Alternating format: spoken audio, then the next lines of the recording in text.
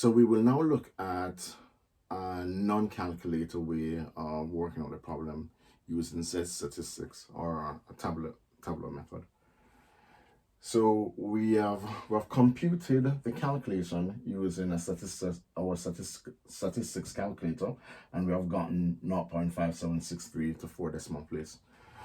A non-calculator routine would now convert from our X statistics to our Z statistics.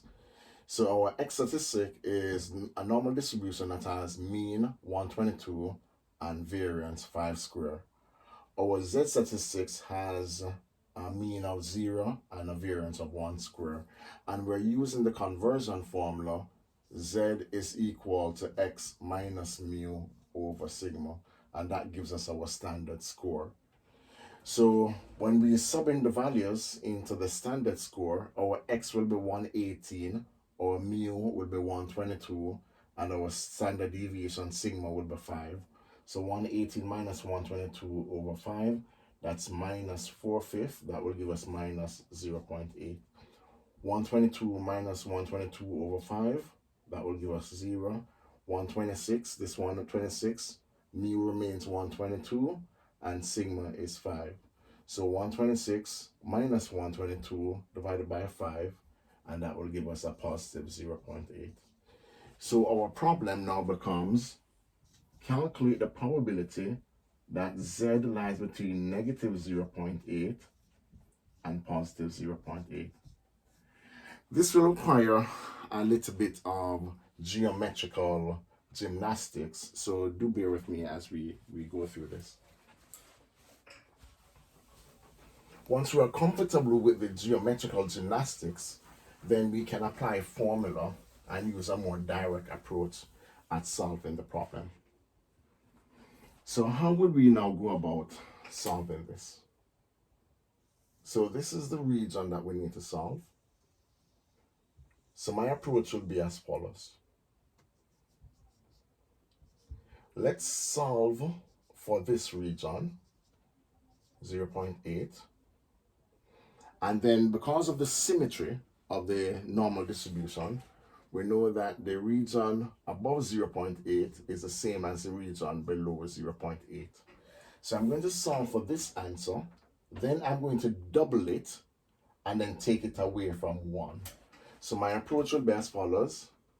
1 minus 2 times double the probability that Z is bigger than 0.1. That will be my approach.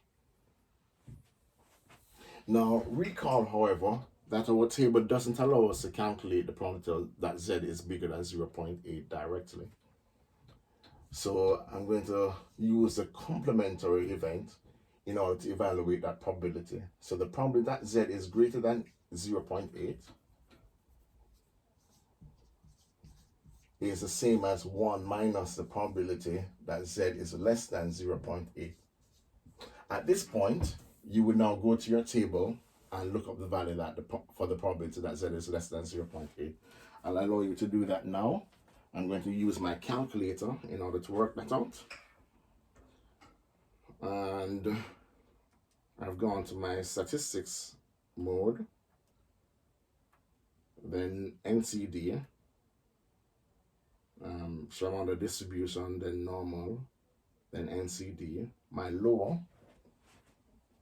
So probably that Z is less than 0.8 really is the same as, so the problem that negative infinity is less than Z is less than 0.8 is equal to the same as the problem that Z is less than 0.8. And since I can't use negative infinity, I'll use an arbitrarily large number, which will be negative 1,000. The upper will be 0.8. Sigma is the square root of 1, which is 1, and mu is 0. So when I do this, and I'm continuing now, let me box that as an aside. So I have 1 minus 0.78814. So when I now work out 1 minus 0.78814, I'm going to get 0.21186. So I now carry that answer back up to the top.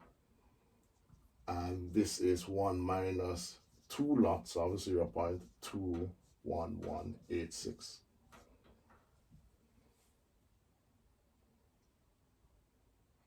And 1 minus 2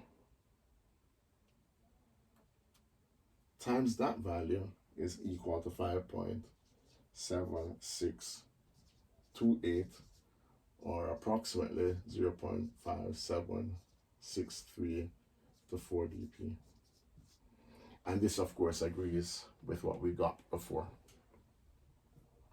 So again, we have a number of options in terms of evaluating the probability.